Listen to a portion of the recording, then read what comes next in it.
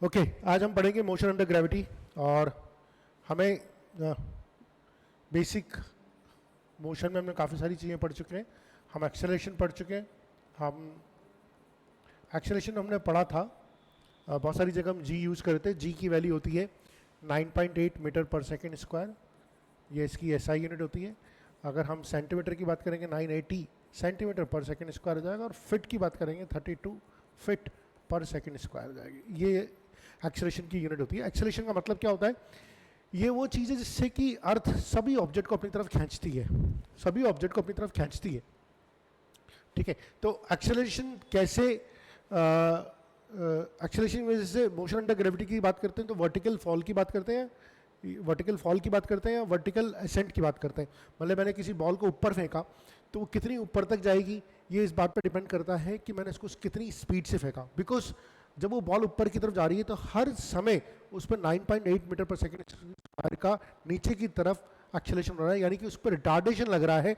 उसकी वजह से उस बॉल की स्पीड धीरे धीरे कम होती जाएगी और वो फाइनली बॉल जाके रुक जाएगी, और रुकने के बाद फिर नीचे की तरफ आना शुरू करेगी। इसी तरह से आप देखिए, अगर ये मेरा ग्राउंड है, लेट्स से ये मेरा ग्राउंड है, और ये यहाँ से मैंने एक बॉल को ड्रॉप किया u = 0 पे। अब ये देखिए कि जो g लग रहा है वो हमेशा नीचे की तरफ लग रहा है, 9.8 मीटर पर सेकेंड स्क्वायर। इसका मतलब क्या होता है ये समझे। 9.8 मीटर पर सेकेंड स्क्वायर का मतलब क्या होता है? हर सेकंड में 9.8 मीटर पर सेकंड, 9.8 मीटर पर सेकंड की स्पीड बढ़ेगी। यानी कि अगर u = 0 है, जब मैंने उस बॉल को ड्रॉप किया t = 0 पे, तो t = 1 पे जो u हो जाएगा वो हो जाएगा 9.8 मीटर पर सेकंड। t = 2 पे अगेन 9.8 मीटर पर सेकंड बढ़ जाएगा, यानी कि हो जाएगा 19.6 मीटर पर सेकंड। अगेन t = 3 पे अगेन 9.8 मीटर पर सेकंड बढ़ जाएगा। ठीक है, 9.8 मीटर पर सेकंड बढ़ जाएगा तो ये हो जाएगा 29.4 मीटर पर सेकंड। ऐसे करते करते स्पीड बढ़ती जाएगी, बिकॉज एक्सेलरेशन जब नीचे लग रहा है तो पॉजिटिव लग रहा है। अब आप इसको एग्जांपल कैसे देखिए, कई बार हम 9.8 मीटर पर सेकंड ना लेके 10 भी ले लेते हैं, 10 मीटर पर सेकंड स्क्वायर भी एक्सेलरेशन ले लेते हैं, और हमारी कैलकुलेशन के लिए जनरली हम 10 मीटर पर सेकंड स्क्वायर एक्सेलरेशन लेते हैं। अब इसी का एक अपोजिट सवाल देखते हैं कि यहाँ पर एक बॉल थी मेरे पास, मैंने इसको इनिशियली 40 मीटर पर सेकंड से ऊपर फेंका।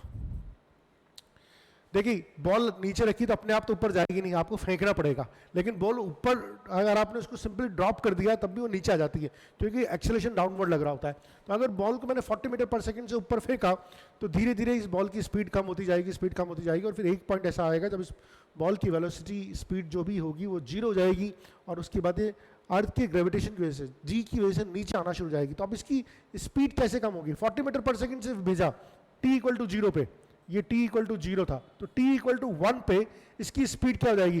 क्योंकि एक्सेलरेशन डाउनवर्ड लग रहा है, मूवमेंट जो हो रहा है ऊपर की तरफ हो रहा है, यानी कि इसकी हर सेकंड स्पीड 10 मीटर पर सेकंड कम होती जाएगी। तो अब t = 1 पे बॉल की स्पीड हो जाएगी 30 मीटर पर सेकंड। मेरे ख्याल से समझ में आ रहा होगा। t = 2 पे इस बॉल की स्पीड हो जाएगी 20 मीटर पर सेकंड। t = 3 पे इस बॉल की स्पीड हो जाएगी 10 मीटर पर सेकंड, और t = 4 पे इस बॉल की स्पीड हो जाएगी 0 हो जाएगी। तो आप देखिए कैसे एक्सेलरेशन की वजह से जो बॉल ऊपर जा रही है उसकी स्पीड कम होती जा रही है हर सेकंड के बाद, और जो बॉल नीचे से ऊपर से ड्रॉप कर रहे हैं उसकी स्पीड बढ़ती जा रही है। ठीक है, तो ये बेसिक हमारा एक आइडिया हो गया। और हम इस इक्वेशन लगाना शुरू करते हैं।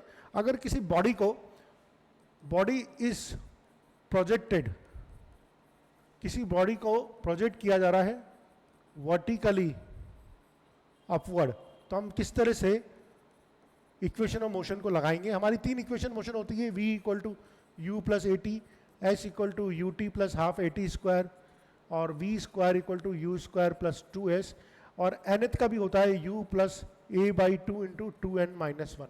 ये हमारी 4 इक्वेशन ऑफ मोशन मान के चलिए आप, जो हम अभी तक हमने पिछले वाले चैप्टर्स में पढ़ी थी। अब क्या करते हैं, बॉडी को ऊपर की तरफ थ्रो कर रहा हूँ, ये एक बॉडी है, बॉल है, इसको मैं ऊपर की तरफ थ्रो कर रहा हूँ। ऊपर की तरफ थ्रो कर रहा हूँ तो इसका मतलब कि कोई ना कोई मुझे इनिशियल वेलोसिटी चाहिए होगी, तभी तो ऊपर जाएगी।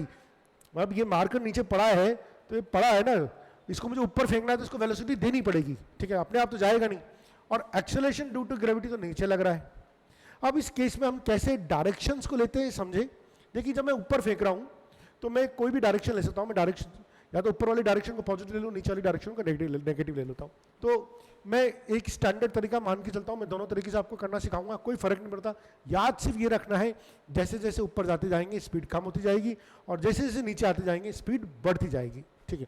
अब आप देखिए, अगर मैं u वेलोसिटी से फेंक रहा हूँ और जिस सवाल में ज़्यादा डायरेक्शन जिस डायरेक्शन में होना, ज़्यादातर चीज़ें जिस डायरेक्शन में जा रही हो आप उसको पॉजिटिव ले लीजिए।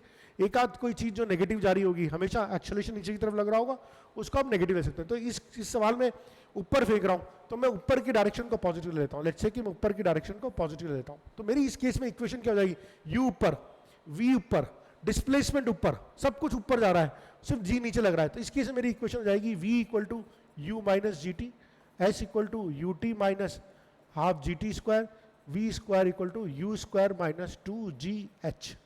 ये मेरी इक्वेशंस ऑफ मोशन हो जाएगी। और इसी तरह से लास्ट इक्वेशन हो जाएगी s n equal to u minus g by two into 2n minus 1। ये मेरी सारी की सारी इक्वेशन ऑफ मोशन हो जाएगी जब मैं बॉडी को ऊपर की तरफ फेंक रहा हूँ। ऊपर की तरफ फेंक रहा हूँ तो u पॉजिटिव है क्योंकि मैंने ऊपर की डायरेक्शन पॉजिटिव ली है, लेकिन g हमेशा नीचे लगेगा। g कभी भी ऊपर नहीं लग सकता, g तो हमेशा नीचे लगेगा। और अगर मैंने ऊपर की डायरेक्शन पॉजिटिव ली है तो g को तो मुझे नेगेटिव लेना पड़ेगा। तो इन सारी जगह में एक ही जगह मैंने g डाल दिया और g को मैंने नेगेटिव करके डाल दिया, ठीक है। एक और चीज़ यहाँ पर हमें निकलती है, हम बात करते हैं मैक्सिमम हाइट तक। ये बॉल कहाँ तक ऊपर जाएगी, कहाँ तक ऊपर जाएगी, ये बॉल वहाँ तक ऊपर जाएगी जहाँ पर जाके इसकी वेलोसिटी 0 हो जाएगी, वहाँ तक इस पर ऊपर जाएगी, उसके बाद वेलोसिटी 0 जाएगी। जब वेलोसिटी 0 जाएगी तो नीचे आना शुरू कर देगी। अब हमें निकालना है कि वो पॉइंट निकालिए जहाँ पर इसकी वेलोसिटी 0 हो जाएगी, यानी कि उसकी यहाँ से यहाँ तक की हाइट निकाली है, यहाँ से यहाँ तक पहुँचने में कितना टाइम लग रहा है वो निकालिए। तो बहुत सिंपल सी इक्वेशन है। अगर यहाँ पर इसकी वेलोसिटी 0 जाती है और मुझे इससे हाइट पूछा जाता है तो मैं इक्वेशन 3 यूज़ कर सकता हूँ, बहुत आसानी से कर सकता हूँ। तो ये v वेलोसिटी तो 0 होगी, तो 0 इक्वल टू हो गया u स्क्वायर माइनस 2h और h इक्वल टू हो गया u स्क्वायर बाई 2g। तो ये बहुत एक्सटेंसिवली यूज़ करेंगे हम, ये बहुत एक्सटेंसिवली यूज़ करेंगे h equal to u square by 2g। अगर मुझे एक बॉल को मैंने किसी स्पीड से फेंका है, u स्पीड से फेंका है, तो बताइए किस हाइट तक जाएगा, डिपेंड करता है h is equal to u square by 2g। और इससे यहाँ पर एक और रिलेशन आ रहा है h is proportional to u square, यानी कि आप जितनी ज़्यादा स्पीड से फेंकेंगे बॉल उतनी ही ज़्यादा हाइट पर जाएगी। अगर आप इसको मान लीजिए 10 मीटर पर सेकंड से फेंकते हैं और दोबारा आप 40 मीटर पर सेकंड से 20 मीटर पर सेकंड से फेंकते हैं तो h is proportional to u square, यानी कि 4 गुना हो जाएगी आपकी हाइट, ठीक है। ये तो है मैक्सिमम हाइट। एक होता है टाइम ऑफ असेंट, ऊपर जाने में कितना टाइम लगा वो भी निकालना है। आप देखिए ऊपर जाने में जो टाइम निकालना है वो अपन इससे निकाल सकते हैं। उस मैक्सिमम पॉइंट पे वेलोसिटी तो अगेन 0 हो जाएगी, तो u माइनस जी टी, तो t इक्वल टू हो गया u बाई जी, यानी कि आपको टाइम लगेगा u बाई जी। यानी कि अगर मैंने एक सवाल देता हूँ आपको, मैं 50 मीटर पर सेकंड से मैंने अगर बॉल को फेंका तो बताइए इसको अपने टॉप पे पहुँचने में कितना टाइम लगेगा। तो बहुत सिंपल सा सवाल हो गया है। तो t इक्वल टू हो गया, t इक्वल टू हो गया आपका u by g, 50 metre second है तो 50 अपॉन g, यानी कि 5 सेकेंड लगेंगे उसको ऊपर आने में। ऊपर पहुंचने में कितना टाइम लगेगा, इसको 5 सेकेंड लगेंगे। तो ये तो हमारा हो गया body is projected vertically upward. अब हम बात करते हैं body is projected vertically downward. अब हम बात करते हैं body is projected vertically downward. अब आपने बॉडी को प्रोजेक्टेड डाउनवर्ड किया। अब प्रोजेक्टेड डाउनवर्ड में भी दो केस बनते हैं।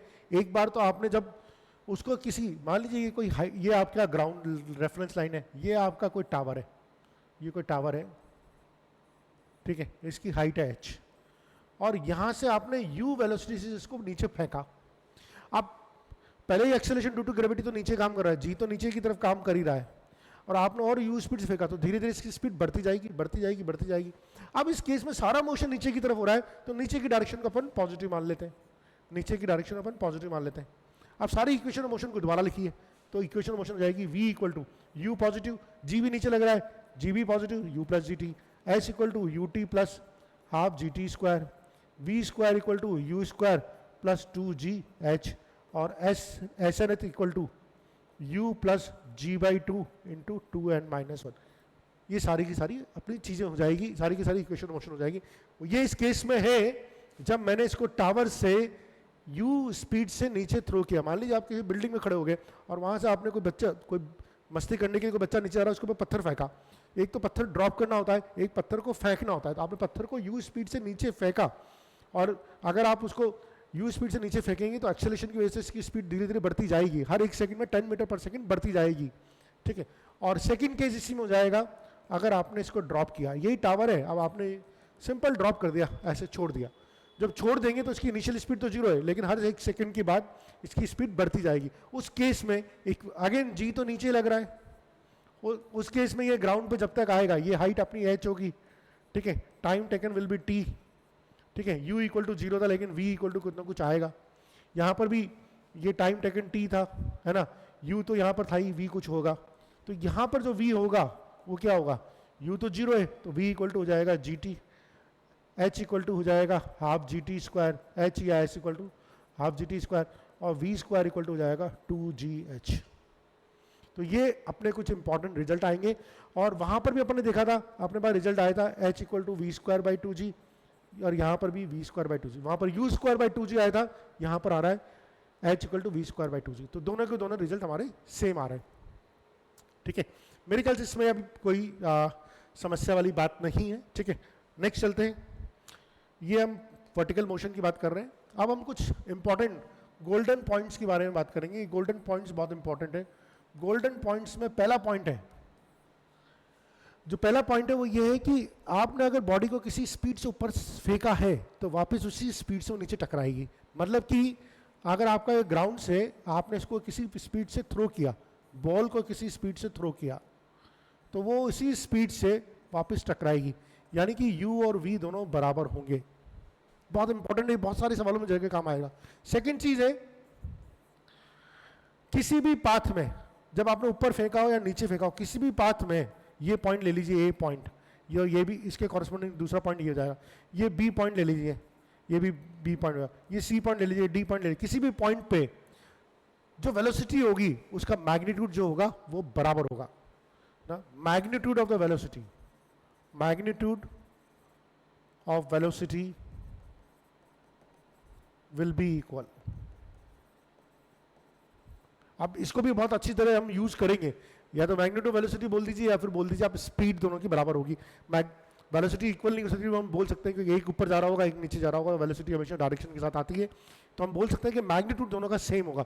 यानी कि अगर मैंने एक बॉल को ऐसे ऊपर फेंका है और अगर इस पॉइंट पे 10 मीटर पर सेकंड की स्पीड है उसकी, लौटते वक्त भी इस पॉइंट पे उसकी स्पीड 10 मीटर पर सेकंड की होगी। इस पॉइंट पे अगर उसकी स्पीड है 20 मीटर पर सेकंड, तो लौटते वक्त भी इसकी स्पीड 20 मीटर पर सेकंड होगी। और अगर मैंने इसको यहाँ से 30 मीटर पर सेकंड की स्पीड से फेंका है तो वापस टकराएगा भी ये 30 मीटर पर सेकंड की स्पीड से। ये बहुत इंपॉर्टेंट पॉइंट है, ये आपको मेरे ख्याल से समझ में आना चाहिए, ठीक है। और अब हम थोड़े से ग्राफ की बात करेंगे। गोल्डन पॉइंट्स के अंदर ही, गोल्डन पॉइंट्स के अंदर ही हम ग्राफ की बात करेंगे। ग्राफ मैकेनिक्स समझने के लिए बहुत इंपॉर्टेंट है, और इनफैक्ट ग्राफ फिजिक्स की जान है। एक बार अगर आप ग्राफ से होता है मोहब्बत करने लग जाते हैं तो ग्राफ आपको हर जगह यूज होंगे, इसलिए ग्राफ से डरने की जरूरत नहीं। तो सबसे पहले तो हम बात करेंगे, अगर बॉडी को अपवर्ड थ्रो किया है, for a body throne upwards, इसके लिए हमें ग्राफ बनाना है, ठीक है। तो हमारे पास तीन तरह के ग्राफ होंगे। एक्सटी ग्राफ होगा, हमारे पास होगा वीटी ग्राफ, हमारे पास होगा एटी ग्राफ, ठीक है। एक बार आप यहाँ पर इसको पॉज कीजिए और कोशिश करिए, क्या एक बॉडी को जब ऊपर फेंक रहे हैं उसके लिए आप ये तीनों के तीनों ग्राफ बना सकते हैं, नहीं बना सकते? देखिए, चलिए मेरे ख्याल से आपने ट्राई कर लिया होगा। आप देखिए एक्सटी ग्राफ, एक्सटी ग्राफ में जब t इक्वल टू 0 पे बॉडी थी तो उसका डिस्प्लेसमेंट क्या था, 0। और हमें मालूम है कि जैसे हम बॉडी को ऊपर फेंके जाएंगे तो उसका डिस्प्लेसमेंट बढ़ता जाएगा, बढ़ता जाएगा, बढ़ता जाएगा, बढ़ता जाएगा, और एक जगह पे जाकर उसका डिस्प्लेसमेंट मैक्सिमम हो जाएगा। उसकी वेलोसिटी का क्या होगा, वेलोसिटी डिक्रीज होगी, वेलोसिटी डिक्रीज होगी। तो हमें एक्सटी ग्राफ में याद करिए, या तो एक्सटी ग्राफ ऐसा होता था या एक्सटी ग्राफ ऐसा होता था। इस केस में क्या हो रहा है, वेलोसिटी घट रही है, इस केस में क्या होता है, वेलोसिटी बढ़ रही है। तो यहां पर तो क्या हो रहा है, जब ऊपर फेंक रहा हूं तो वेलोसिटी घट रही है, तो ये देखिए वेलोसिटी घटी। अब ये पहुंच गया अपने पीक पे, कहां पर पहुंच गया, ये पीक पे पहुंच गया। अब वापस नीचे आना शुरू होगा, अब वापस नीचे आना शुरू होगा। जब वापस नीचे आना शुरू होगा तो इसकी स्पीड बढ़ेगी या घटेगी, या इसकी वेलोसिटी बढ़ेगी घटेगी?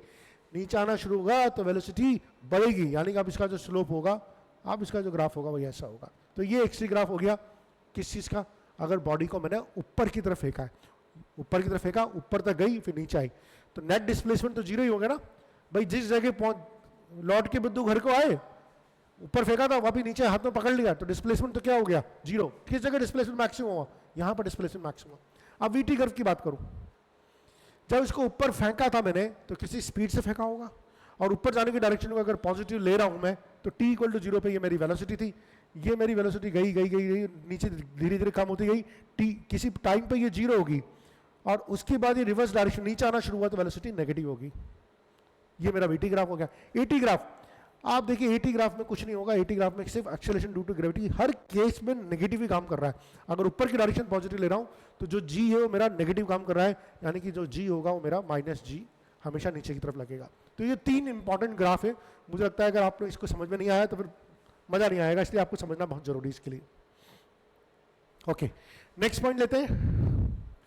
अगर हमसे पूछा जाए distance for a distance travelled in case of free fall at equal time interval, एक इक्वल टाइम इंटरवल में। तो मान लीजिए t टाइम में, 2t टाइम में और 3t टाइम में कितनी डिस्टेंस ट्रेवल करेगा एक ऑब्जेक्ट, अगर फ्री फॉल हो रहा है तो, ठीक है। अगर फ्री फॉल हो रहा है तो कितनी डिस्टेंस ट्रेवल करेगा, तो s1 लेते हैं, t टाइम डिस्टेंस वो हो जाएगी। फ्री फॉल हो रहा है तो इसका मतलब है कि हाफ gt स्क्वायर हो जाएगा, ठीक है। आप हमारी इक्वेशन वहाँ से देखिए, हाफ gt स्क्वायर, ये मैंने आपको बताया था s equal to half gt square free fall के केस में, ठीक है, हाफ gt स्क्वायर। तो अगर फ्री फॉल हो रहा है तो हाफ gt स्क्वायर है, इक्वल टाइम इंटरवल है, तो मैं बोल सकता हूँ कि इसको ये भी बोल सकता है s1 equal to 5t square. Simple calculation के लिए बोल दिया, g को ले 10 ले लिया तो g बाई 10/2 5t स्क्वायर हो गया, ठीक है। अब s2 2t टाइम इंटरवल होगा, अगर 2t टाइम इंटरवल हो गया, अगर 2t टाइम इंटरवल हो गया तो ये हो गया 5 इंटू 4t का स्क्वायर यानी कि 20t स्क्वायर। और अगर 3t टाइम इंटरवल हो गया तो ये हो गया 5 इंटू 3t का स्क्वायर, ये हो गया आपका 45t का स्क्वायर, ठीक है, 45t का स्क्वायर हो गया। तो ये मेरे ख्याल से आपको समझ में आ गया होगा। अब अगर हम इनका रेशियो निकालते हैं, इन डिस्टेंस का s1 s2 s2 s2 s3 का रेशियो निकालते हैं, तो ये आएगा 5t स्क्वायर, 20t स्क्वायर और 45t square, which is nothing 1:4:9। यानी कि t interval, 2t interval, 3t interval में जो रेशियो होता है वो इनके कोएफिशिएंट का रेशियो होता है, 1 का स्क्वायर, 2 का स्क्वायर और 3 का स्क्वायर, विच इज 1:4:9। तो इस पे भी आपको कुछ सवाल मिल जाएंगे, ठीक है। ये एक इंपॉर्टेंट चीज है। चलिए नेक्स्ट, एक और हम पॉइंट देखते हैं कि time taken to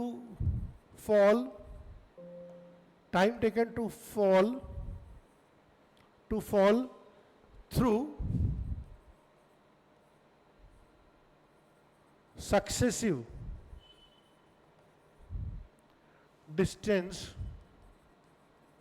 of 1 meter each is √1, √2 minus √1, √3 minus √2, √4 minus √3, so and so forth, ठीक है। ये कैसा आता है, इसका क्या मतलब है? देखिए अब क्या हो रहा है, एक बॉडी जो ऊपर से गिर रही है ना, ऊपर से फ्री फॉल हो रहा है, u इक्वल टू 0 पे नीचे आ रही है, तो आप देखिए धीरे धीरे इसकी स्पीड बढ़ती जा रही है, तो obviously distance travelled by him the body will also increase. भाई शुरू के 1 सेकंड में बॉडी इतना सा चलेगी, शुरू के 1 सेकंड, बाद के 1 सेकंड में बॉडी थोड़ी ज़्यादा चलेगी, और बाद के 1 सेकंड में बॉडी ज़्यादा चलेगी, बिकॉज उसकी स्पीड बढ़ती जा रही है।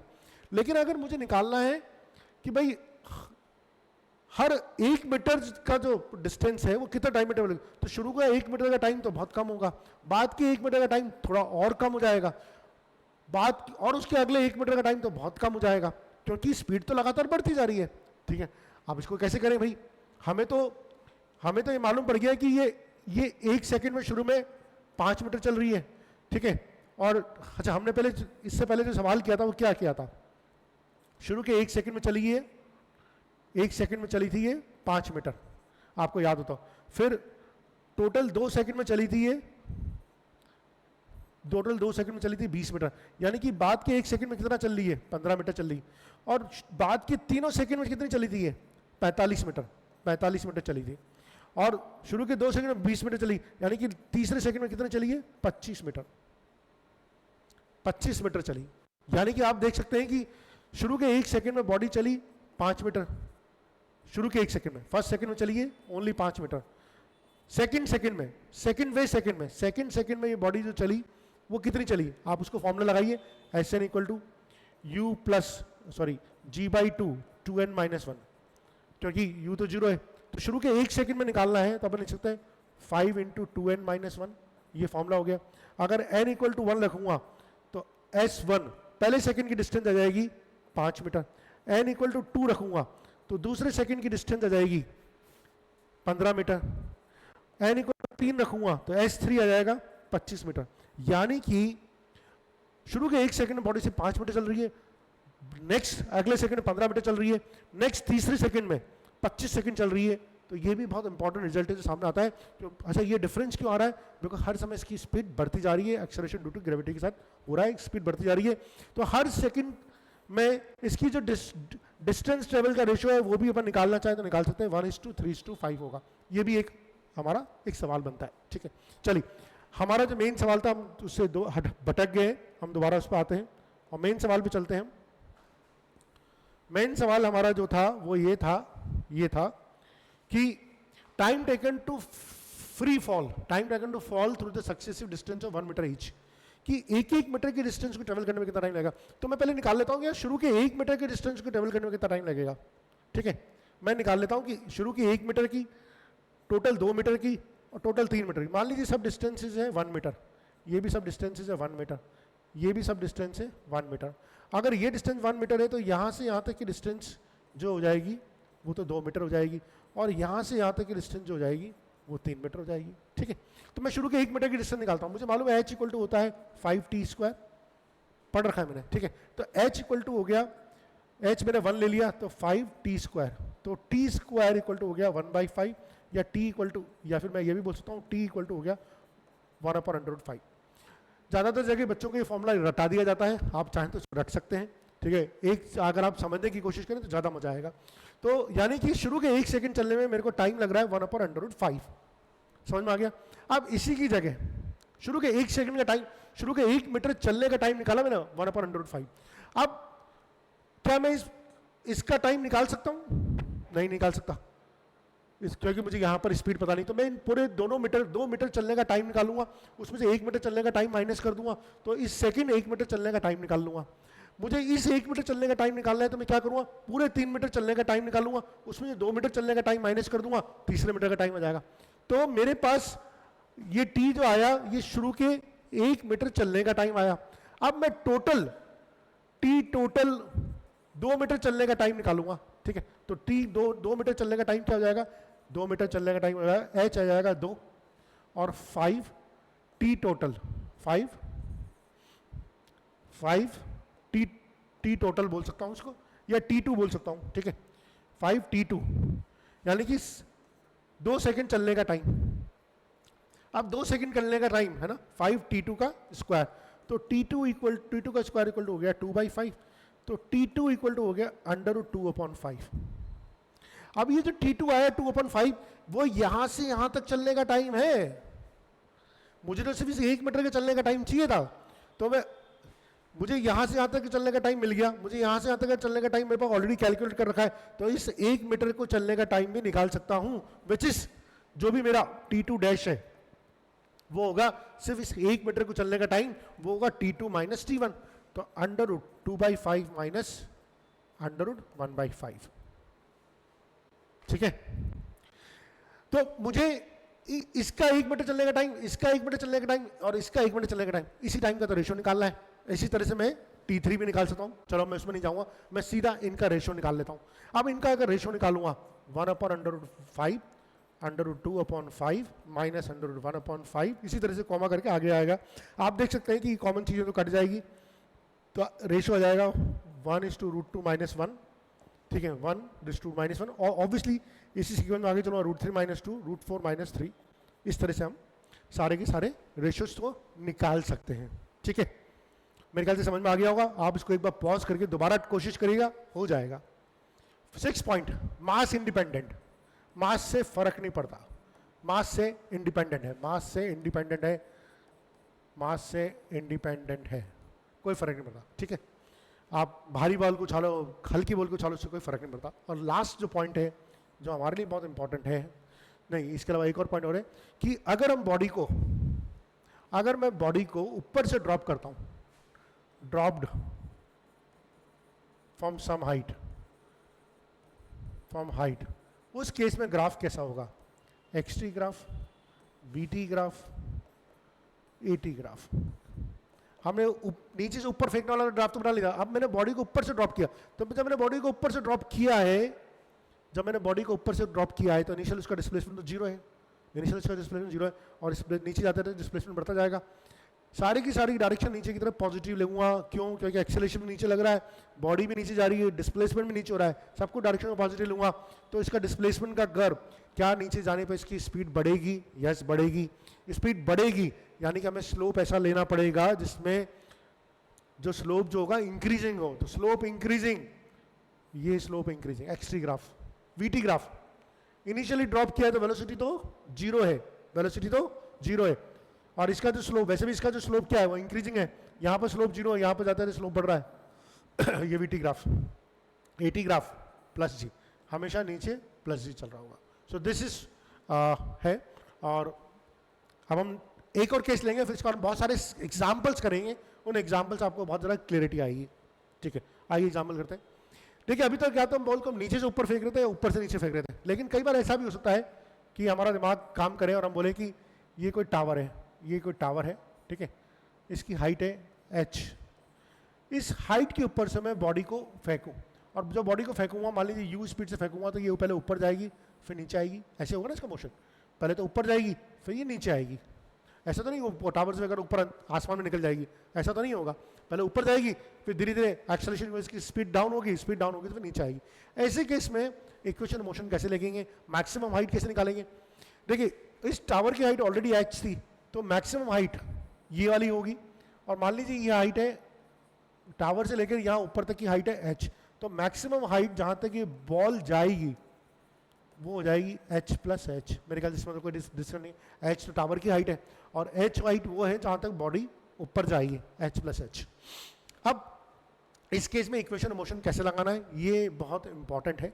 अब क्या हो रहा है, इसमें बॉडी को ऊपर थ्रो कर रहा हूँ, ठीक है, बॉडी को ऊपर थ्रो कर रहा हूँ, अगर मैं ऊपर की डायरेक्शन को नेगेटिव लेता हूँ, ऊपर की डायरेक्शन को नेगेटिव लेता हूँ, यानी कि ऊपर की डायरेक्शन को नेगेटिव लेता हूँ, तो u तो मेरा नेगेटिव हो जाएगा, g मेरा, चूंकि नीचे ऊपर की डायरेक्शन नीचे नेगेटिव ले रहा हूँ तो नीचे की डायरेक्शन को पॉजिटिव हुआ, तो g मेरा positive. Displacement, net displacement, net displacement कहाँ होगा, बॉडी पहले यहाँ थी और यहाँ आ गई, नेट डिस्प्लेसमेंट नीचे ही हुआ ना, तो नेट डिस्प्लेसमेंट में मेरा पॉजिटिव हो जाएगा। तो मैं ये डायरेक्शन को दिमाग में रखते हुए अब इक्वेशन मोशन लगाऊंगा। तो पहले इक्वेशन मोशन जाएगी v equal to minus u plus g t. G positive लिया है, नीचे की डायरेक्शन है, u को नेगेटिव लिया है, u को क्यों नेगेटिव लिया है, क्योंकि मैंने बॉडी को ऊपर फेंका है और मैं ऊपर की डायरेक्शन को सबको यहाँ पर नेगेटिव ले रहा हूँ, तो u की डायरेक्शन इसलिए नेगेटिव है। g नीचे लग रहा है, v वेलोसिटी नीचे आएगी सही, उसमें कोई दिक्कत नहीं। आप h equal to similarly minus u t plus half g t square और v square equal to u square plus, चूंकि u तो स्क्वायर में है तो नेगेटिव लो पॉजिटिव लो, इसकी सेहत पे कोई फर्क नहीं पड़ता, यू जी एच। ये हमारी इक्वेशन मोशन जाएगी। ज़्यादा क्लैरिटी वैसे सवाल करने में आएगी, अभी हम सिर्फ थ्योरी पढ़ रहे हैं, लेकिन थ्योरी को भी समझना जरूरी है, ठीक है। अब इसमें एक चीज़ रहेगी, सर ये एच कैसे कैलकुलेट करेंगे। हमने पढ़ा था अगर मैं किसी चीज़ को वी यू वेलोसिटी से ऊपर फेंकता हूँ तो जो हाइट ट्रेवल करती है वो होती है यू स्क्वायर बाई 2g, ये हमने अभी भी पढ़ा था। तो इसका मतलब है कि मैक्सिमम हाइट जो होगी वो मेरी h plus u square by 2g होगी। तो this is how we can do, और मेरे ख्याल से अपन अगले लेक्चर में खूब सारी प्रैक्टिस करेंगे, that will bring lot of clarity to you, ठीक है। Thank you.